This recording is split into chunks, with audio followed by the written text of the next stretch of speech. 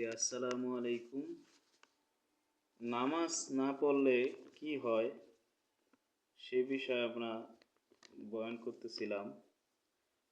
তো ইতিমধ্যে আমাদের দুইটা ভিডিও হয়েছে, যেখানে আজকের ভিডিও হলো 3 নাম্বার পর্ব আর কি। 21 নাম্বার পয়েন্টটা হলো যে যারা নামাজ পড়ে না তাদের একজন ফেরেশতা মাথা নিচের দিকে আর পা উপর দিকে নিয়ে উপরের দিকে নিয়ে যাইব। যে সময় মানে এই ইটা হইব, ওই জানটা কবজ করা হইব, ওই সময় যারা নামাজ পড়বো না তাদের মাথা নিচে আর পা উপরে দিয়া পরে ওইভাবে নিয়ে যাইব। তো 22 নাম্বার কারণ হলো, 22 নাম্বার পয়েন্টটা হলো যে যারা নামাজ পড়বো না আল্লাহ পাক মানে তাদের দিকে ভালো দৃষ্টিতে তাকাইব না। দেখা গেছে মানুষ যেমন কেউ উপরে যদি রাগ থাকে এটা কিন্তু ভালো দৃষ্টিতে তাকায় না এর দিকে, বা দৃষ্টি সরাই এলায় কথা কয় না। তা আল্লাহ পাকও যারা নামাজ পড়বো না তাদের দিকে ওই ভালো দৃষ্টিতে তাকাইব না। 24 নাম্বার পয়েন্টটা হলো, 24 না 23 নাম্বার পয়েন্টটা হলো যে যারা নামাজ পড়বে না, বিশেষ করে যারা ফজরের নামাজ পড়বে না তাদের অন্তর থেকে নূর উঠে যাবে, মানে অন্তর থেকে নূরটা উঠে যাবে। দেখা গেছে অনেক মানুষ কালো, কিন্তু এর চেহারা যদি নূর থাকে এর কিন্তু সুন্দর দেখা যায়। আবার অনেক মানুষ সুন্দর কিন্তু ভালো দেখা যায় না, ওই নূর নাই। এই যারা নামাজ পড়ে না, যারা 5 ওয়াক্ত নামাজ ঠিক মতো পড়ে কোরআন হাদিস অনুযায়ী, তাদের চেহারা একটা নূরের এমনি একটাই। অনেক আল্লাহর বান্দা আছে যারা এই যে নামাজ পড়ে 5 ওয়াক্ত, মুরব্বী টাইপের, এখন চেহারার দিকে তাকাইলে যেমন নূর জ্বল করতেছে, মানে চেহারার দিকে একটা আলাদা দৃষ্টি গিয়েই থাকে অন্যরকম। তো যারা এই নামাজ পড়বে না তাদের এই নূর আল্লাহ উঠে নিয়ে যাবে। এরপর 24 নাম্বার কারণ হইল, 24 নাম্বার কারণটা এটা তো হয়তো তোমরা আগে জানছিলা। এই 24 নাম্বার কারণটা হলো ওই যে ফজরের নামাজ অনেক আলসামি করে না যে পরে পড়ি একটু পরে পড়ি, ওই সময় যে শয়তানে বাতাস করে, কানে কানে ফিস করে, যেই নামাজ সময় জায়গা সূর্যটা যায় ওই সময় এই শয়তানে ওই মানে মুখে বা কানের হেনে প্রসাব করে চলে যায়, যে না তার আর পড়াটা মানে শয়তান সফল হয়েছে। আর যদি দাম করে আজানটা শুনলে উঠতে যায় অজু মানে নামাজটা পড়ে আলায়, হেলে কিন্তু শয়তান আইরা গেল, শয়তানে প্রসাব করে আর গেল না। তো এই জন্য হাজার হাজার লাখ লাখ কোটি কোটি মানুষ এই ফজরে কিন্তু উডি করে উঠতে পারে না। দেখা গেছে এই হ্যাগো কানে কিন্তু এবং মুখে প্রসাব করতেছে প্রতিদিন শয়তানে। আর বিশেষ করে যারা ডেইলি নামাজ পড়ে এও গেছে শয়তান আইব, ওর টার্গেট হইলো যারা নামাজ পড়ে এগো মিস করানোর। আর যারা এমনি পড়ে না এগো বল তো আর আহার কোনো প্রয়োজন নাই। 25 নাম্বার কারণটা হইলো যে যারা নামাজ পড়ে না তাদের কি পরিণতি হবে, যে রিজিকে বরকত উঠা যাইব। মানে রিজিক দেখা গেছে অনেক বেশি টাকা পয়সা কামাইতেছে, অনেক মানুষ আছে না বেশি টাকা পয়সা কামায়, কিন্তু হ্যাঁ এইটা অসুখ হয়, হ্যানে টাকা লাগে হনে টাকা লাগে, দেখা গেছে কামায় 50,000 আর 10,000 মাস শেষে ঋণ। আর অনেকে আছে যে যেমন মসজিদের ইমাম সাহেবরা 5,000 10,000 টাকা বেতন পায়, খাইয়া লয় আর ভালো সংসার চলে। হ্যাঁ একটা জামা পরে এও অনেক দামি, কিন্তু হ্যাগো খাইয়া লয়া ঠিকই হ্যাগো সংসার চলে যেতেছে, কারণ হালাল রিজিকটা, এই রিজিকটা হালাল হওয়ার কারণে হ্যাগো রিজিক কিন্তু বরকত আল্লাহ দিছে। অল্প টাকা এরপরও চল্লা ফেরা খাই আবার আয় করে। আর ওই যে হারাম এমনি সেমনি 50,000 বেতন পায়, আরো 1 লাখ ঘুষ পায়, খাইয়া মায়া ই কইরা হেয়ার পরও দেখা গেছে মাস শেষে আরো হের দাঁড় করা লাগে।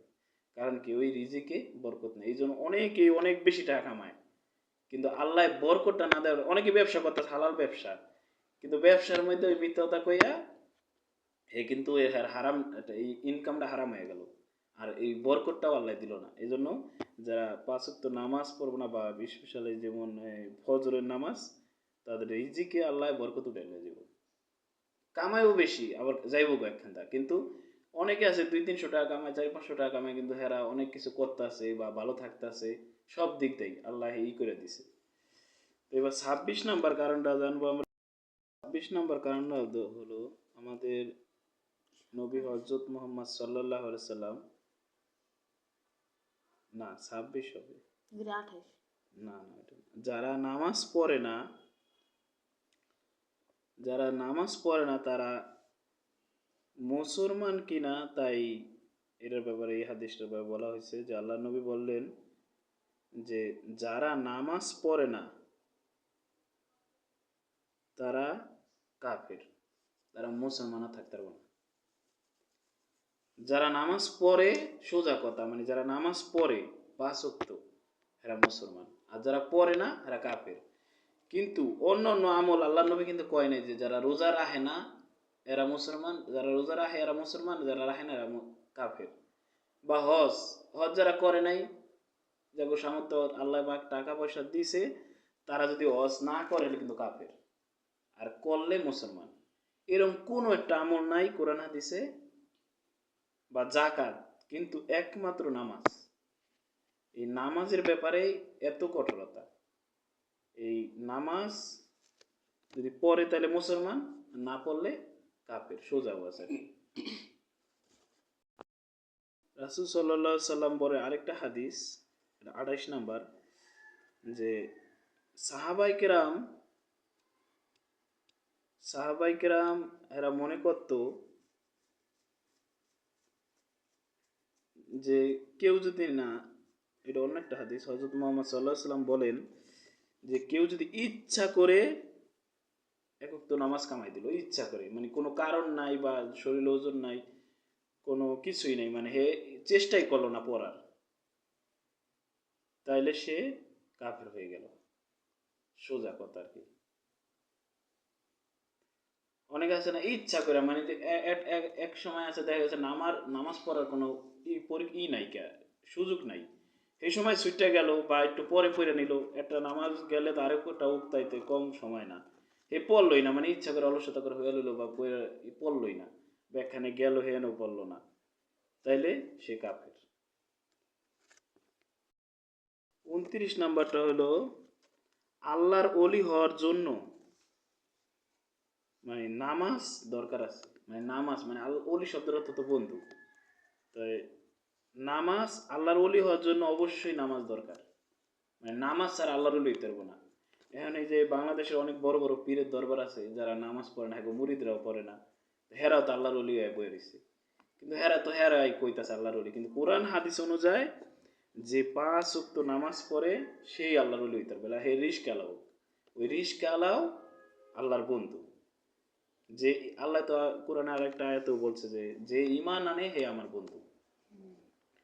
তাইলে এই হাদিস অনুযায়ী বা এই আয়াত অনুযায়ী বোঝা যায়, আয়াত হবে না হয়তো, বোঝা যায় যে যারা নামাজ পড়ে না এরা মূলত ওলি হইতে পারে নাই। মানুষ বললে বলুক গা, আল্লাহ সে এটা দেখব। তো 30 নম্বর কারণ, এই ভিডিওর শেষ পয়েন্ট, যে নামাজ যারা না পড়ে তাদের কি হয়।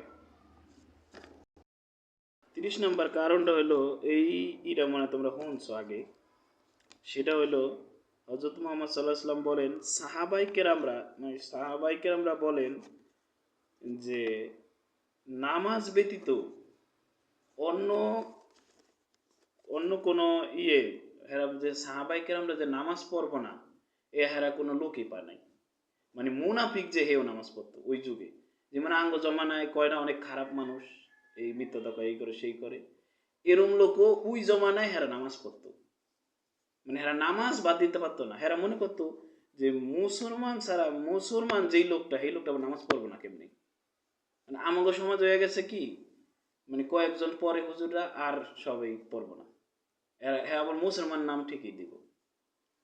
আর ওই জমানায় সাহাবাই কেরাম মুসলমান অথচ নামাজ পড়ে না, এ আবার কেমন মুসলমান, মানে এ মুসলমান হইতেই পারে না হে, কারণ যে নামাজ পড়ে হলো মুসলিম, আর যে নামাজ না পড়ে কাফের।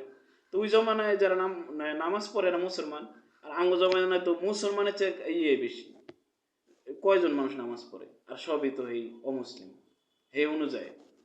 তো এই সাহাবাই কেরাম এটা বলছে যে অন্য অন্য আমল ছাড়লেও, যেমন এই হাদিসে আরেকটা কথা বলা হয়েছে, যেমন তোমার সাহাবাই কিরাম যদি নামাজ ছাড়া অন্য অন্য আমল ছেড়ে দিত তাইলেও কাফের মনে করতো না। এখানে কিন্তু একটা গুরুত্বপূর্ণ একটা পয়েন্ট হইলো, যেমন আমাদের সমাজে অনেক আমল আছে না, মিলাদ, এরপর সুন্নত নফল, এই যে আমল আছে, যেমন হজ জাকাত, এই আমলগুলো কিন্তু ওই জমানা কেউ কেউ যদি ছাইরা দিত তারে সাহাবাইকে আমরা কাফের মনে করতো না। কিন্তু যদি কেউ নামাজ ছেড়ে দিত তাহলে সে কাফের, তাইলে ওই সাহাবাইকে আমরা মনে করতো যে এরা কাফের। তা আমাদের জমানায় এই অনুযায়ী কাফের সংখ্যা কতই, আমাদের সমাজে তো বেশিরভাগ মানুষের নামাজই পড়ে না।